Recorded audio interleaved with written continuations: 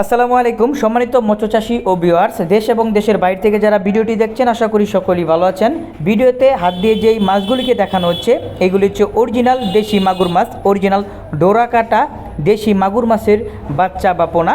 যে সমস্ত মৎস্যচাষী বা খামারি ভাইয়েরা অরিজিনাল দেশি মাগুর মাছের পোনা খুঁজছেন আপনার পুকুর বা জলাশয়ে চাষ করার জন্য, তারা এই মাছগুলোকে আমাদের কাছ থেকে সংগ্রহ করতে পারেন। আমরা মাছের পোনা পিস হিসাবে বিক্রয় এবং সমগ্র দেশের সকল জেলায় জীবিত হোম ডেলিভারি করে থাকি।